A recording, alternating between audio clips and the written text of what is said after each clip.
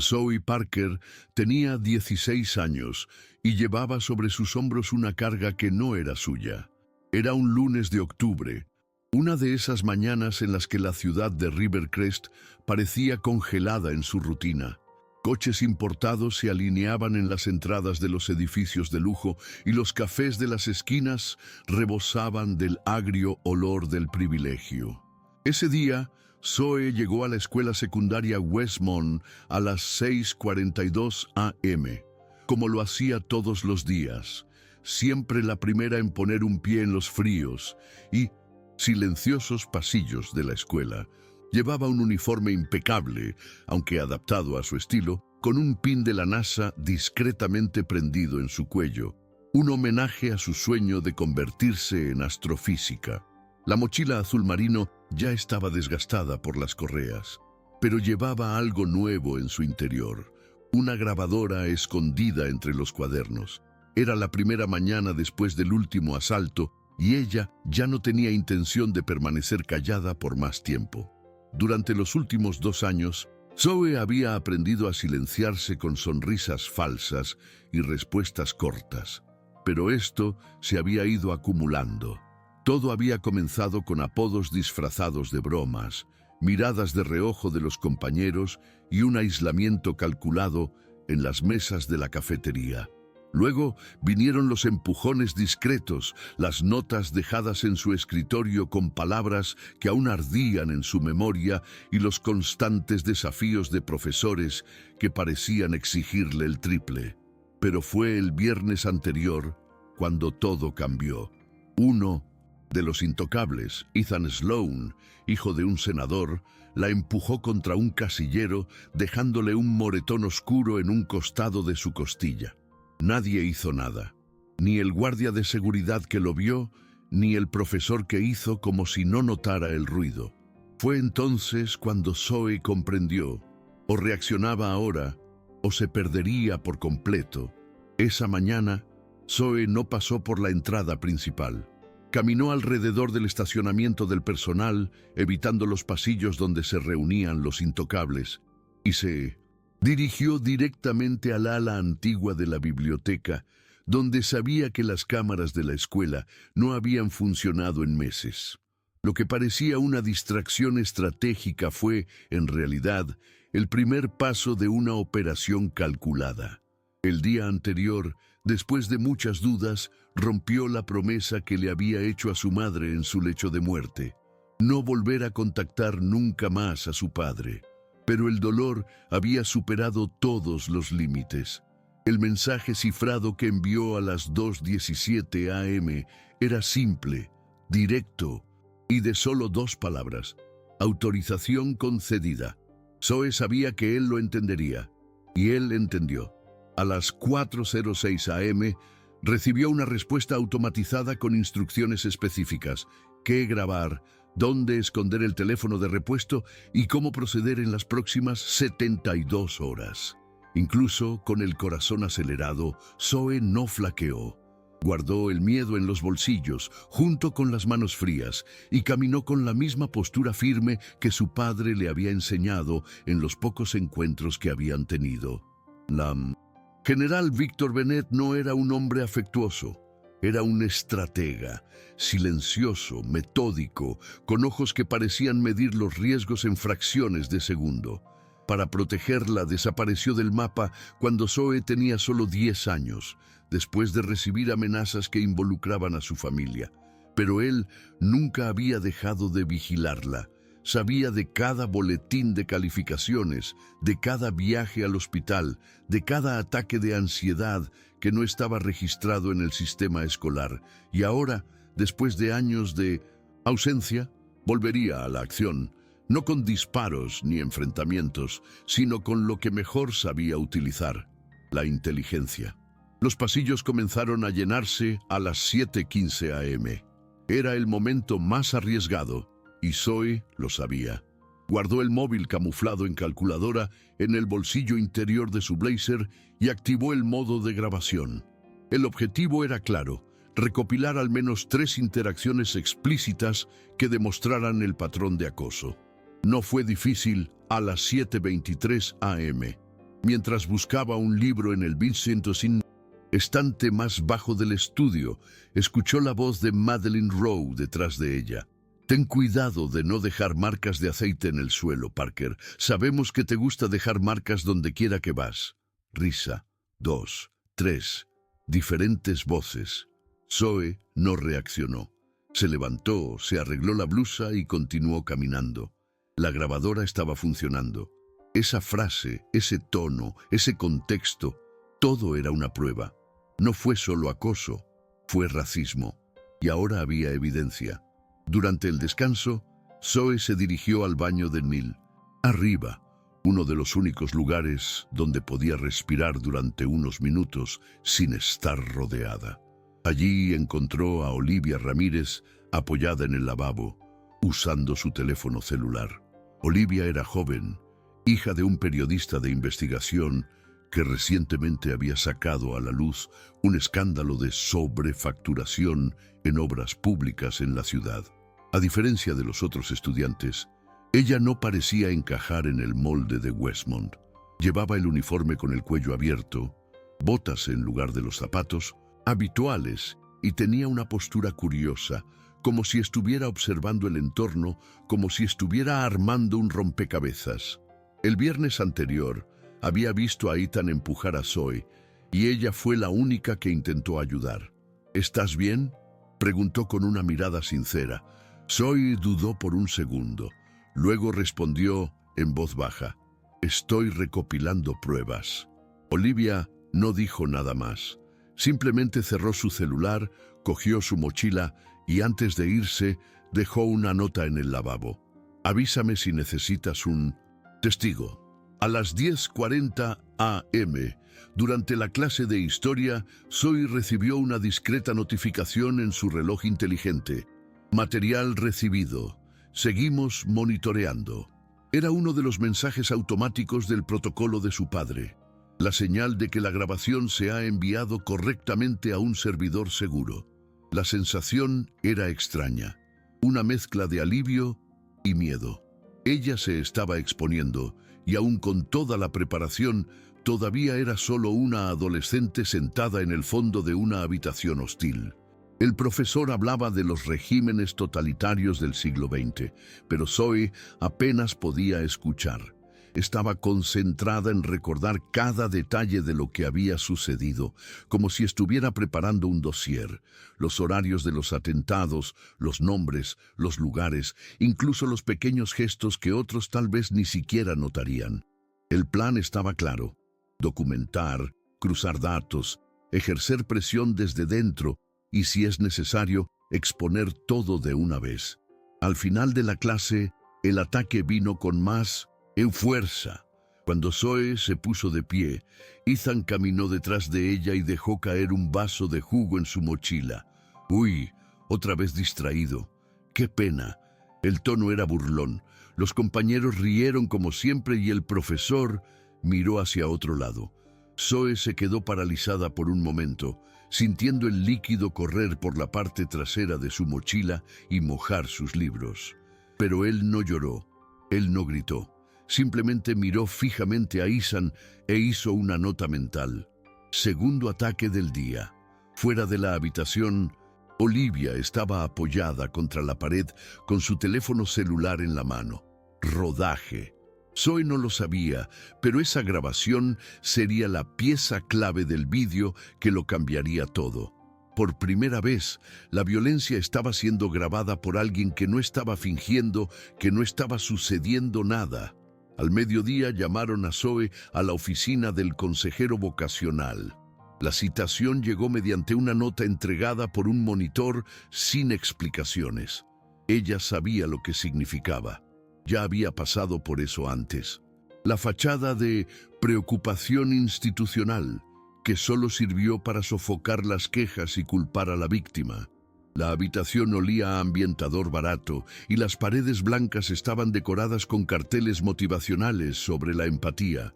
Sentada detrás del escritorio, la consejera, la señora Linton, lucía una sonrisa mecánica del tipo que precede a cualquier forma de manipulación. «Zoe, Nos han dicho que has estado creando un ambiente incómodo entre tus compañeros. ¿Está todo bien en casa? Siempre fue así. Invertir la culpa, minimizar, disfrazar el abuso como mala conducta. Zoe no respondió inmediatamente. Tomó el celular camuflado en su bolsillo, presionó el botón de grabar y apoyó el codo sobre la mesa. Todo está siendo documentado, señora. Incluso esta conversación. La sonrisa de la señora Linton desapareció por un segundo. La tensión en el aire era casi visible. El consejero intentó cambiar el tono, preguntando si Zoe se sentía amenazada y ofreciendo una vaga promesa de tomar medidas internas. Pero Zoe no cayó en la trampa.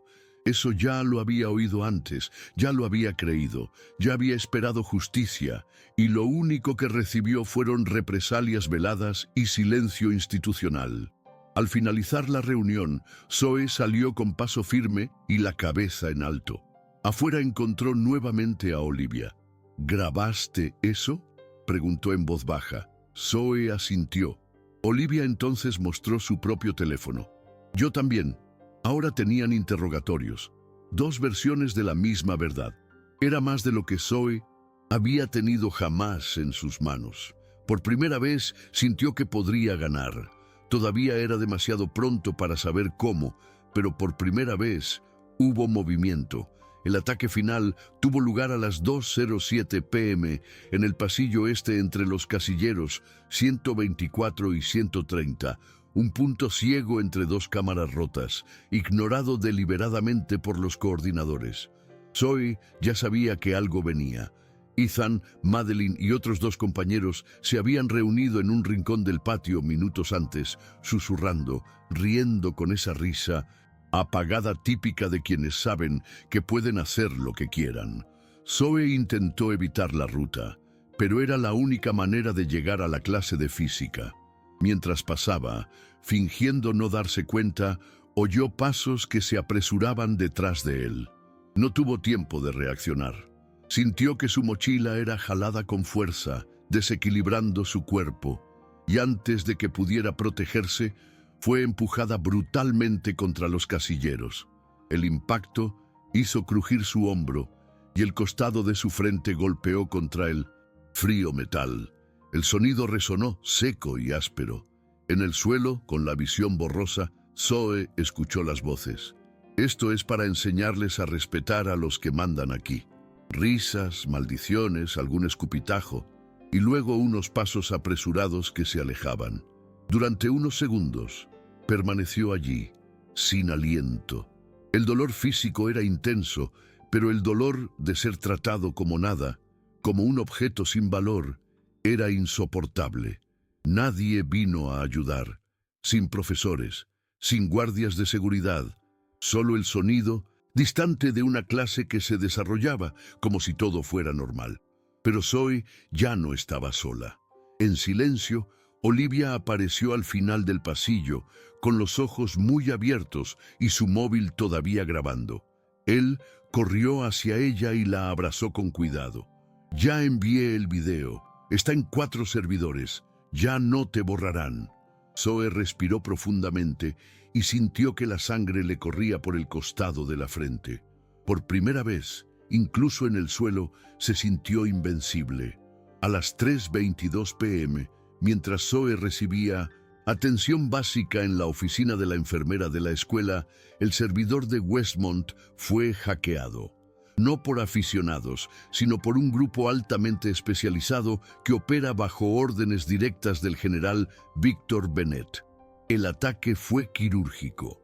Correos electrónicos internos, registros de advertencias ignoradas, informes archivados de agresiones, todo comenzó a ser extraído y replicado en bases de datos fuera de la jurisdicción de la escuela. Al mismo tiempo, 4 periodistas de investigación de la ciudad, incluido el padre de Olivia, recibieron un dossier anónimo titulado Red de Omisión Westmont Inside. El contenido fue devastador. Evidencia de negligencia institucional, colusión con estudiantes más ricos e intentos de silenciar las quejas. Zoe, todavía sentada en la camilla con una venda en la frente, no tenía idea de la tormenta que estaba a punto de comenzar. A las 4:10 p.m., cuando los pasillos se vaciaron, la directora Meredith Langford recibió una llamada de un número desconocido. Contestó por altavoz por error. La voz del otro lado era firme, sin acento, sin emoción. Señora Langford, esta es una llamada protocolaria. En 30 minutos, todos los registros de la negligencia de su administración se harán públicos. Le sugerimos que reúna a su equipo legal.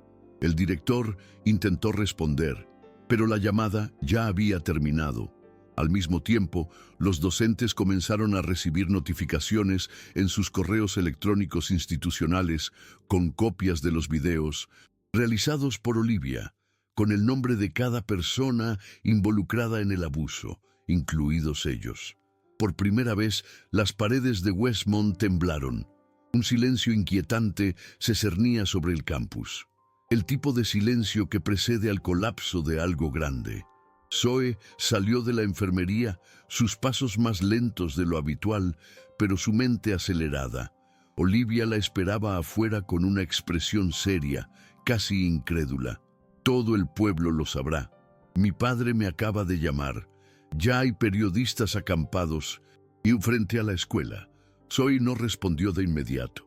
Miró al cielo, sintiendo que se acercaba el final de la tarde y por primera vez en mucho tiempo respiró profundamente. Un aire distinto, más ligero, como si rompiera una burbuja que la asfixiaba desde hacía años. El miedo, por supuesto, seguía ahí, pero ya no era el protagonista. Ahora sentía que algo más crecía en su interior.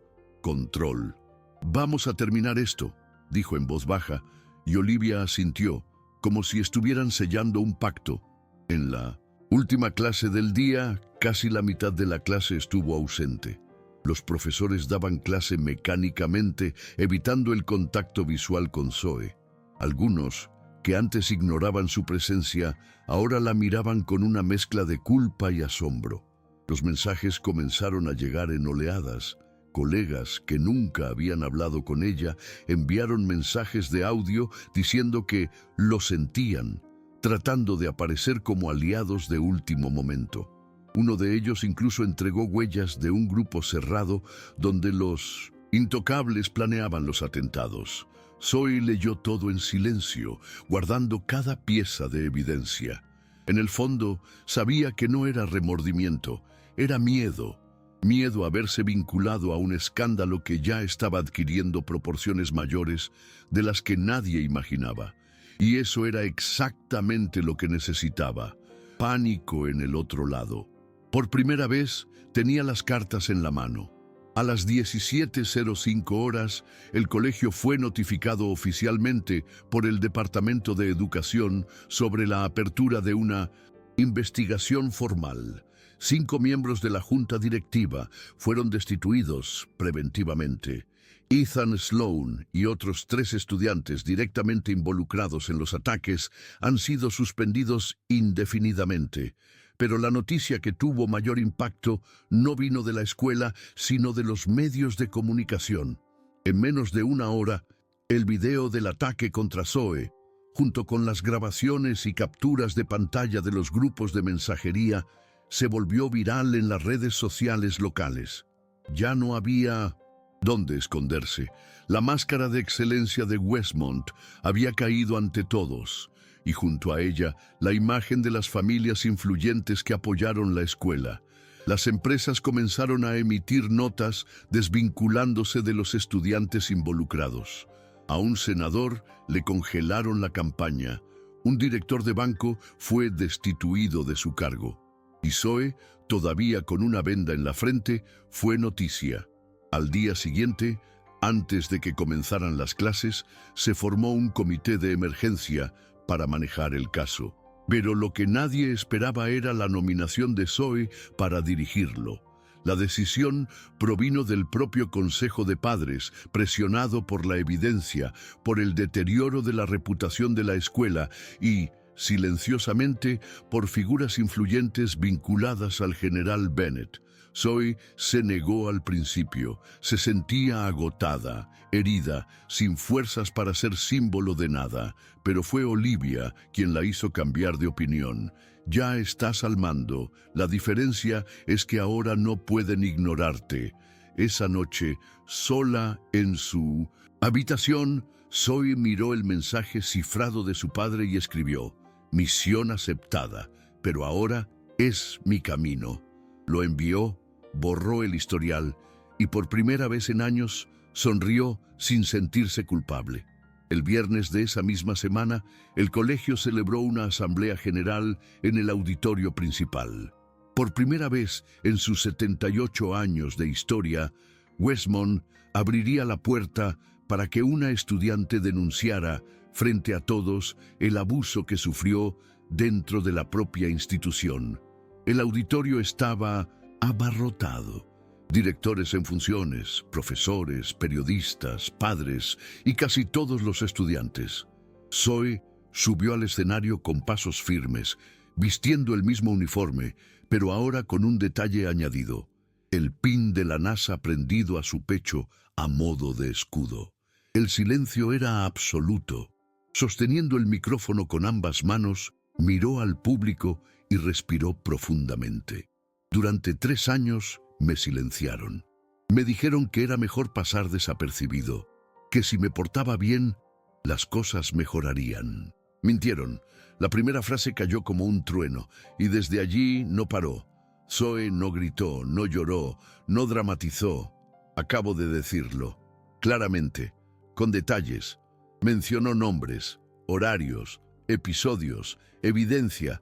Expuso cómo la escuela protegió a los agresores, cómo los profesores normalizaron el absurdo y cómo todo el sistema colaboró para que ella fuera humillada. Luego cambió su enfoque. No estoy aquí para vengarme. Estoy aquí para asegurarme de que ningún otro estudiante pase por lo que yo pasé. Eso termina hoy.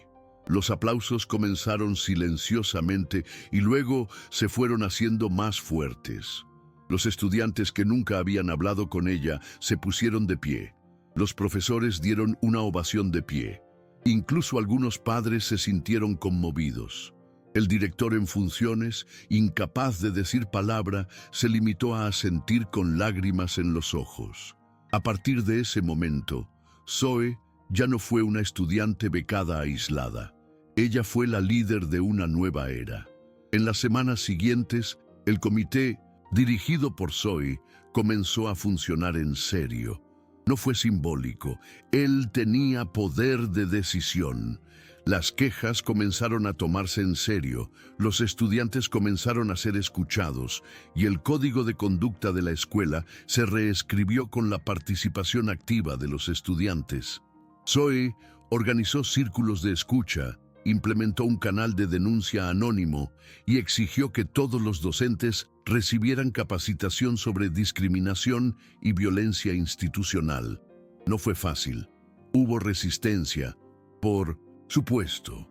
Algunos todavía fruncían el ceño cuando ella entraba en la habitación, otros evitaban el contacto directo. Pero ahora, nada de eso la detuvo. Ella tenía aliados, tenía pruebas, había una red. Y sobre todo, tenía claro quién era. No solo un sobreviviente, sino alguien que transformó el dolor en estructura. El último día del semestre, Zoe caminó sola hasta el techo de la escuela, donde solía ir cuando quería desaparecer del mundo. Se sentó en el mismo rincón de siempre, con los pies colgando del borde y los auriculares en los oídos. Se escuchaba una vieja canción que su padre solía escuchar en casa antes de desaparecer. A las 6:00 p.m. en punto, recibió un mensaje anónimo en su celular. Orgullo definido en una palabra: Zoe. Sin nombre, sin señal. Pero ella sabía de dónde venía. Ella sonrió para sí misma, sin necesidad de responder. Por primera vez sintió que ya no se escondía. Ya no lo necesitaba. Se vio. Se escuchó, y lo más importante, era gratis. No porque el mundo hubiera cambiado por sí solo, sino porque ella obligó al mundo a verlo.